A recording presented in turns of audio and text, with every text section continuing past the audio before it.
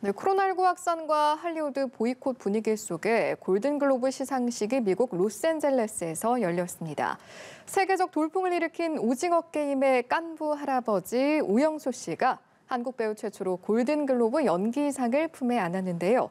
윤성은 영화평론가 모시고 관련 내용 짚어보도록 하겠습니다. 어서 오십시오. 안녕하십니까? 네, 정말 기쁜 소식입니다. 한국 배우 최초로 골든글로브에서 연기상을 품에 안은 오영수 씨.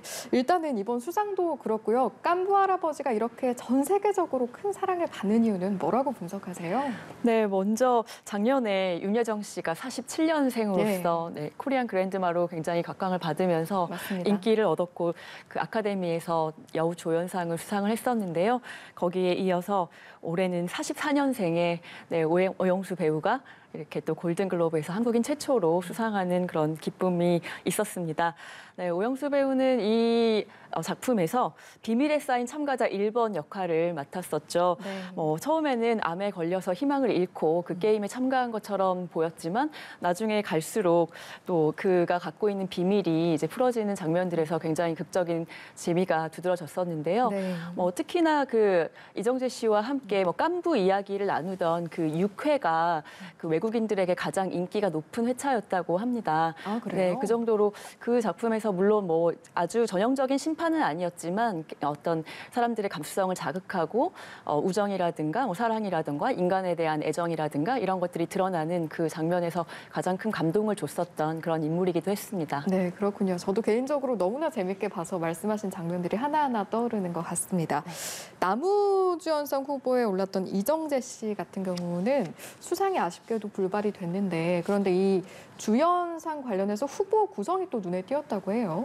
네, 이제 5명 중에 3명이 유색인종이라는 점을 많은 사람들이 좀 꼽았는데요. 아무래도 이제 골든글러브가 그런 인종차별이라든가 다양성에 대한 어떤 배타적인 그런 태도 때문에 많은 이제 비난을 받았었는데 이번에 이제 이 주연상 후보 5명 중에 이제 3명이 다 이제 유색인종이어서 그러나 이제 수상은 사실 백인이 또 하기도 했습니다. 아, 그렇습니까? 네, 석세션의 제이레미 스트롱이라는 배우가 수상을 했습니다. 네. 작품상도 사실 후보에 올랐어요. 그런데 아쉽게도 후보에 오르는 데까지만 그쳤습니다. 네, 사실 이제 그 발표가 난 지 얼마 되지 않았기 때문에 저도 상당히 좀 충격을 받은 상태에서 왔는데요. 수상이 불발된 것이 충격적이라고 할 만큼 사실 올해 지난 1년 동안 가장 전 세계에서 주목을 많이 받았었고 가장 센세이셔널했고 가장 새로웠었고 또 가장 잘 만든 작품 중에 하나였던 오징어 게임이 작품상을 놓치게 돼서 참 아쉬운 마음이 큽니다. 사실 오영수 배우의 수상을 축하하는 반면에 또 한편으로는 골든글로브가 지금까지 이제 일으켰었던 어떤 논란이라든가 이런 것들에 얼만큼 더 쇄신할 마음이 있는가에 대해서 많이 좀 의심이 들고요. 많이 좀 불편한 마음이 있습니다. 골든글로브의 경우 말씀해 주신 것처럼 어떤 관행이 있었습니다. 비영어권 작품을 어느 정도 좀 배척해온 그런 모습들 보였는데 그럼 지금 평론가께서 말씀하신 걸 보면 이번 결과를 봤을 때 그렇게 반성하고 있는 모습이 보이지 않는 것 같다라는 평도 좀 있으신 겁니까? 네, 저로서는 사실 이제 방금 말씀드렸던 것처럼 오징어 게임이 전 세계에서 그 넷플릭스를 통해서 그 배급이 되면서 다 1위를 기록한 그런 작품인데다가 어떤 작품성이나 이런 것들은 보는 관점에 따라 다를 수는 있습니다. 그렇지만 이 작품이 일으켜왔던 어떤 하나의 현상, 문화 현상으로서의 그 파급력을 고려한다면 이 작품에 작품상을 주지 않은 것은 조금 의외라고 할 수가 있겠는데요. 네, 같이 이제 그 후보에 올랐던 작품 중에 지금 상을 받은 작품은 석세션이라는 작품인데 그 드라마 같은 경우는 지금 시즌 4거든요. 그러니까 이전까지 물론 이 드라마 자체가 어떤 작품성이 낮다, 완성도가 낮다라고 말씀드리기는 어렵지만 계속해서 이제 다른 부문에 있어서도 후보에 계속 올라왔었던 작품이고 이야기가 되어 왔었던 작품이라면 오징어 게임이 그 전 세계인들에게 던져준 어떤 문화적인 그 파급력이나 효과와는 좀 비교할 수 없다라는 생각이 들고요. 작년 한 해만 놓고 보았을 때 그런 부분에 있어서 그 외신 기자협회가 왜 오히려 할리우드에서 활동하는 외신 기자들의 모임임에도 불구하고 이렇게 좀 배타적인가에 대해서 좀 생각을 해봤을 때 아무래도 오히려 더 그 사이에서 알력이 존재하는 것이 아닌가. 그냥 가장 미국적인 어떤 콘텐츠들을 평가하는 데는 서로 마음을 맞출 수 있지만 네. 어떤 특정한 국가나 문화나 언어가 드러나는 그런 콘텐츠가 주목받는 것에는 상당히 불편해하지 않나라는 생각을 해봅니다. 네, 사실 영화 미나리와 기생충도 작품상이 아니라 외국어 영화상으로 분류가 됐었는데 네. 이런 부분들도 어느 정도 관행에 기인한 부분이 있을까요?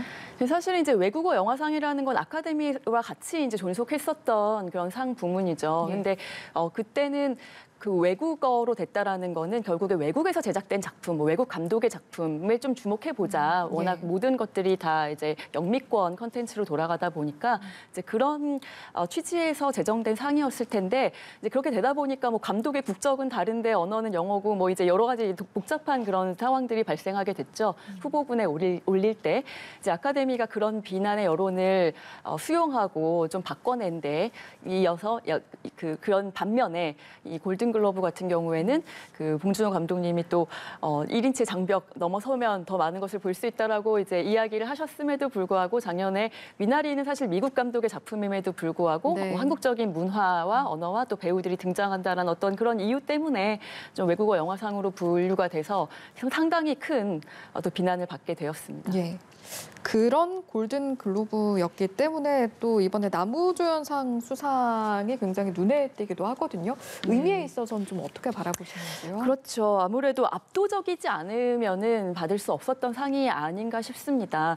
뭐 인종차별 논란이라든가 이런 부분에 있어서 올해 그래서 사실 흑인 그 투표자가 한 명도 없다라는 그 아주 또 충격적인 그 소식이 네. 있어서 이번에는 이제 흑인 기자들 6명을 영입하면서 한 20여 명의 또 기자를 새로 영입했다라고 들었거든요. 그래서 골든글로브에서 조금은 이제 변화를 해야 된다라는 시점인 거는 본인들도 잘 알고 있지만 네. 그게 이제 한 번에 빠르게 이루어지고 있지는 않은 것 같습니다. 사실은요, 이제 이번 수상이 아니더라도 세계 곳곳에서 체감할 수 있는 오징어 게임의 인기가 굉장히 뜨거웠는데 여러 가지 사례들이 있습니다. 좀 소개해 주실까요?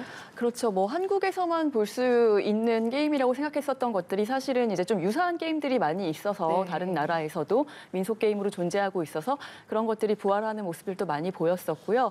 뭐 이렇게 넷플릭스 CEO가 또 뭐 초록색 체육복을 입고 나온다든가 또 그 해에 뭐 가장 그 할로윈 시즌에 인기 있는 네. 그런 의상을 보여주기도 했었고요. 뭐 관련된 굿즈들이 뭐 불티나게 팔리기도 했었고 정말 뭐 문화적으로 뭐 전 세계를 강타했다고 해도 과언이 아닐 정도였습니다. 맞습니다.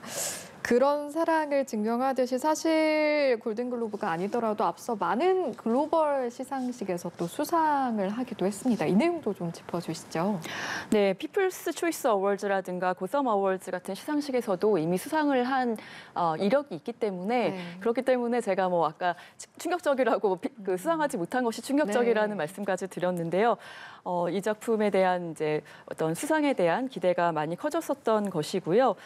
그리고 이제 그 아까 말씀드린 그 석세션이라는 그 수상작 같은 경우에는 이미 이제 시즌 4까지 이어져 온 그런 드라마였기 때문에 또 다시 네. 이제 작품상 수상할 거라고는 조금 예측하지 못했던 부분들이 있었고 뭐 그 밖에 이제 뭐 리팽이라든가 더 모닝쇼라든가 포즈라든가 같이 이제 그 후보에 올랐었던 그런 작품들의 면면을 봤을 때 뭐 오징어 게임이 가지고 있는 어떤 독보적인 그 아우라랄까요? 뭐 이런 것들을 고려했을 때 참 많이 기대를 했었는데 네. 안타깝습니다. 그러니까요. 아쉬운 부분이 좀 있습니다. 골든글로브 시상식 자체에 대한 내용 좀 더 들어가 보면 예년과는 좀 다른 분위기였는데 그간의 논란 때문이었는지 좀 궁금하기도 하고요. 어떻게 보셨습니까? 네, 그렇습니다. 방송사 생중계는 물론 이제 온라인 라이브 스트리밍도 없이 열렸거든요. 뭐 트위터 그리고 그 홈페이지를 통해서 그 수상 결과를 알 수가 있었는데 사실상 이제 골든글러브는 뭐 아카데미의 전초전이라고 할 만큼 굉장히 성대하게 열렸었던 시상식 중에 네. 하나입니다. 우리가 늘 아카데미 전에 골든글러브 그 수상작들에 굉장히 많은 주목을 해왔었고요. 그런데 지금 이제 생중계도 없이 보이콧당한 상태에서 본인들이 원해서 그런 것이 아니라 이제 보이콧당한 상태였고 그리고 많은 제작사들도 뭐 다 이제 보이콧을 했고 뭐 참여하지도 않고 관객도 계획도 없는 그런 상황에서 이제 아주 조촐하게 그렇게 열리게 됐는데요. 그럼에도 불구하고 사실 뭐 외신기자협회가 40년대 초반에 발족이 됐었고 이 시상식도 굉장히 오래된 시상식이기 때문에 사실 뭐 이렇게 이제 비난 여론이 있음에도 불구하고 계속해서 그래도 앞으로는 더 발전되어 나가는 모습을 바라는 것이 아마 또 문학의 인사들의 마음이 아닐까 싶습니다. 그럼에도 불구하고 좀 이번에 이제 오징어 게임의 그 수상만 놓고 보자면 그 수상이 불발된 것만 놓고 보자면 조금은 좀 아쉬운 점이 남는 것이죠. 골든글로브가 실제로 굉장히 귀에 있기는 합니다. 전통이 어느 정도 된 거죠? 네, 43년에 이제 외신기자협회가 이제 발족이 됐고 이제 그 이후부터 지금까지 또 골든글로브 시상식을 제해오고 있습니다. 그렇군요. 올해가 알겠습니다. 79회째입니다. 네. 영화 기생충을 시작으로요. 뭐 미나리 최근에 오징어 게임까지 뭐 주위에 이야기를 해봐도 그렇고요. K 콘텐츠의 위상이 참 많이 높아졌다 이런 이야기들 주위에서 굉장히 많이 하는데요. 그에 따른 파급력 그리고 앞으로의 이제 높아진 위상에 따른 그런 것들을 어떻게 잘 유지시켜 나가야 할 것인가 이런 부분들 좀 어떻게 분석하시는지. 네, 정말 발전적인 이야기들을 많이 해야 될 타이밍이 아닌가 싶은데요.